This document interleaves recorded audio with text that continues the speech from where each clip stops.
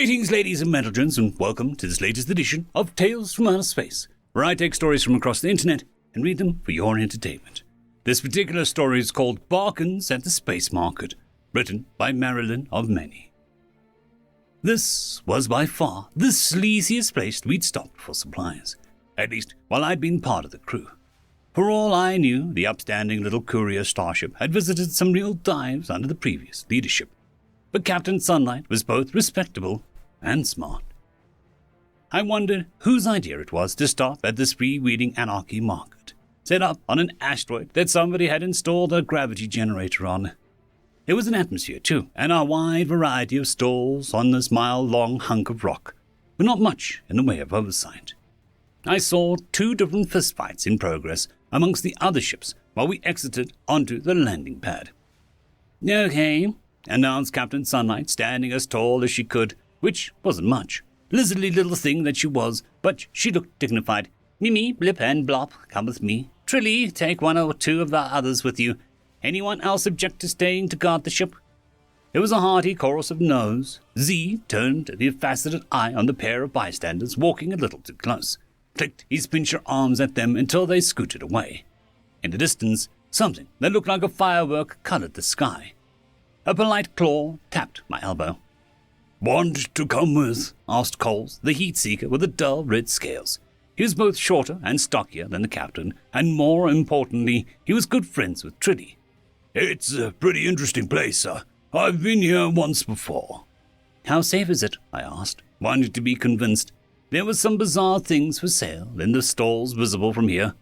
"Should be fine as long as we're careful," he said, "especially with her around." He lifted his chin towards the insectile horror that loomed over him. Trilly loved looming. "Yes," she said, "especially for me." She flexed her own pinches, glossy black to Z's purple, and chuckled darkly. The red patterns on her carapace were especially vivid in the light of the nearby sun. I smiled. Trilly was terrifying, but she was our terrifying. "Sure, I would love to come." Coles aimed a claw in the opposite direction of one that Captain Sunlight was looking towards. "Pretty sure I saw some Earth animals for sale as we landed." "Oh, well, why didn't you say so?" I asked. "Lead the way." We checked in with the captain, promised to be careful, and were off. I had some interplanetary credits in my pocket that I didn't really plan on spending, but it was good to be prepared. I also had a mini stun gun in a different pocket. This place was just as chaotic as I expected, like an alien farmer's market with a distinct low-life element. Here was a humanoid selling pottery that glowed. There was a tentacled alien selling food that moved. Over there was a would-be pickpocket getting a tar beaten out of them by a large, hairy what's-it. A hand appeared around the corner of another stall and grabbed a power cell and disappeared. I kept my own hands close to my pockets, wishing I'd worn something with zipper pouches. "Ah," said Trilly, "there is the media." She didn't bother hissing in normal conversation, but as she led us over to a booth lined with shelves and run by small individuals, I fully expected intimidation to come out soon. Just before we reached it, Coles rapped a knuckle on her foreleg. "Hey, you'll be at the end of the row, see?" he pointed. "Yes," Trilly agreed. With a nod, Coles left her to her bargaining and waved me onwards. I was a little concerned about this, but then the end of the row wasn't far. We could yell for her to come charging over if need be. "See those guys in the solar ponchos?" Coles asked. He didn't need to point. I squinted. Hard not to. The clothes that the 2 plant-like people weren't as bright as the actual sun, but they sure were unpleasant to look at. The other shopkeepers were giving them some distance, leaving space between their little cart and the proper stalls. Aside from the eye-searing fashion, they had ropey green limbs and faces like those rose blossoms that wanted to be mandibles. Fleshy, marooned, sharp-toothed mouth in the middle, and at least half a dozen eyes scattered throughout. More than a little creepy. "I was watching with a mag lens earlier," Coles said. "With the classification settings, they've got Earth animals." He was watching my face as he said it. The series of expressions that I went through were probably interesting to see as I got a proper look at what was on the cart. "Earth animals, yay." "Which ones?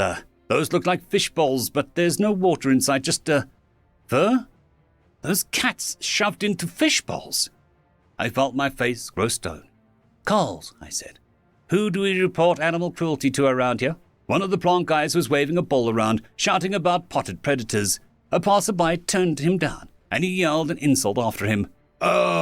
Nobody? I watched the guy hold up a different one and say something about food paste squeezed in through the lid. When he flipped the cat to demonstrate, a piteous smell filtered out. What about theft? I asked. Also, no. Good, I said, voice flat.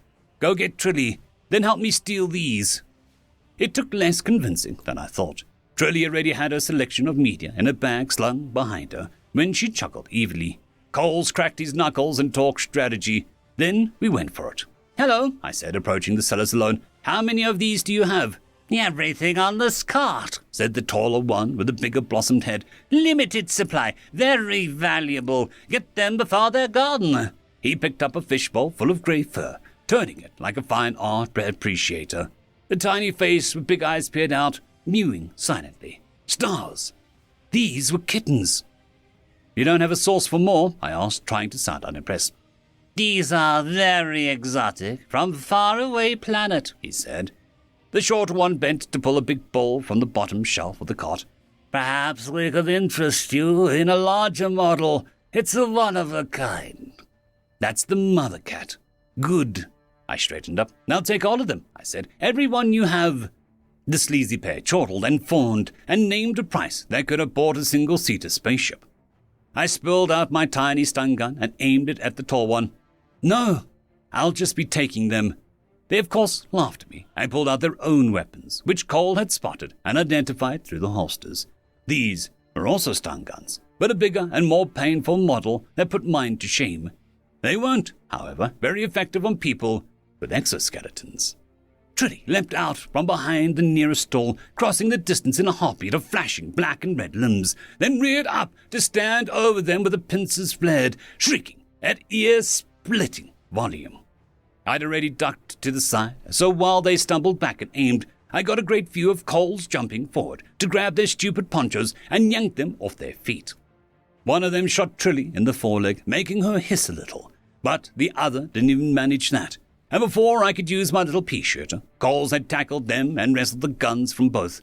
With an oversized stun gun in each hand, we got to his feet and aimed at the pair, just daring them to try something. Tall badass he was. What did we do to you? Asked the tall one, rubbing his wrists, but otherwise holding still. Yeah, how did we piss you off? The smaller one demanded, eyes locked on Trilly. I stepped forward with anger in my voice. You didn't offend either of them, I said. You offended me. At their baffled silence, I continued. Where did you get these animals, and what makes you think that it's okay to keep them contained like that? They both answered at once, and neither was terribly helpful. Some space traders somewhere. They didn't even know where the cats were from. They're from my planet, I informed them, and they should never be treated like this. Any human can tell you that. Their answer was just a mumbling that sounded like, yeah, okay. Have you ever met a human before? I asked, stepping closer. I leaned in. My people eat things that look like you. They held very still and didn't object when Trilly pulled their cart away. Cole stepped back to follow, stun gun still aimed. I put mine back in my pocket and gave them a final glare. Do not try this again, I said, or I will know. I turned on my heel and followed Trilly. With Coles bringing up the rear, he kept the guns. Shopkeepers and bystanders watched in curiosity, but none seemed particularly bothered by any of that. I heard what sounded distinctly like laughter as we walked away. The hustle and bustle that had been quieted a bit gradually resumed to normal volumes. I took the cart handle from Trilly. Thank you both. Trilly chuckled. My pleasure. Yeah, happy to help, Cole said, moving up to walk alongside. He looked over the half-dozen bowls that were rattling a bit, though I tried to pull the janky cart smoothly. When you said you'd know, I held my chin up. As far as I can tell, I will, I said. Any psychic abilities on the part of humans is for them to worry about. Coles laughed quietly and found the safety setting on the stun guns, saying nothing. We got the cart into the ship without any objection from the crewmates we passed, though there was a fair amount of curiosity. Trilly and Cole stopped to tell the story in the lounge while I made a beeline to the med bay. I require use of the scanners, I told Eggskin, who was understandably surprised. But at the sight of the cats, they wasted no time in bringing out everything required for a full checkup. I made sure to scan for contagion first, cot and all. I certainly didn't trust these sleazebags to be sanitary. All clear, Eggskin said.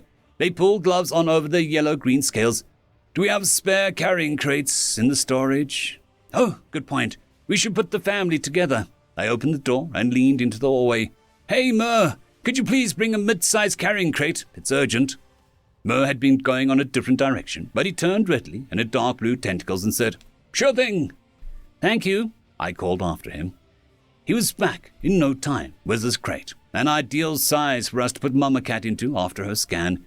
She was dehydrated, but didn't show any signs of having been there long. Good. A bit of proper food and a reunion ought to be just the thing.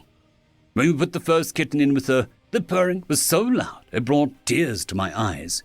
Eggskin and I wasted no time in checking the others. They were all okay, not even any fleas. I was talking with Eggskin about where to keep them for the time being when the door opened and let Captain Sunlight in. A curious crowd waited in the hall. I stood to attention. I am not apologizing, I said, over the tiny kitten Muse. She shook her head. No, I don't expect you to. Are you hoping to keep them on board, though? I shook my head. I'm sure I can find a home for them at the next space station. Anywhere with a lot of humans, really. These are little cuties. The mom didn't even hiss at me, so she ought to raise them to be friendly. Captain Sunlight nodded. All right, then. How about you keep them in your quarters as soon as they're clear to leave the medical bay? Yes, I was thinking that would be best, I said. I'll just have to be careful opening the door. Maybe I can rig a net as a barrier that I can step over, at least to slow them down. I'll leave you to figure out how to keep them from roaming the halls, she said. Or the engine room, or the cockpit. Yes, I will. She left it at that, and opened the door to shoo people away from the convalescing animals. The cart was already out there, with the empty bowls and the food paste that would be going in the kitchen trash. I saw Paint rummaging around the miscellaneous junk on the lowest shelf, which I hadn't bothered to touch. Her orange tail straightened with excitement. Here! Hey, there's money in here! I winced. Captain Sunlight gave me an undisreadable look. I felt bad about it, but then I looked down at the kittens tumbling over the mother, each getting a lick in turn, and the feeling vanished. We can buy cat food with that, I said. The captain nodded. Of course. Then she sighed. Mimi is going to be insufferable. First we find a replacement hoverbike after all. Now this. A gruff voice called from down the hall. Told you it was a good idea to stop there. I grinned. The cats, thank you. A toothpaste green octopus head popped into the doorway. Name one after me, said Mimi, waving a tentacle. I grinned wider. I think that's a great name for a cat. End of story.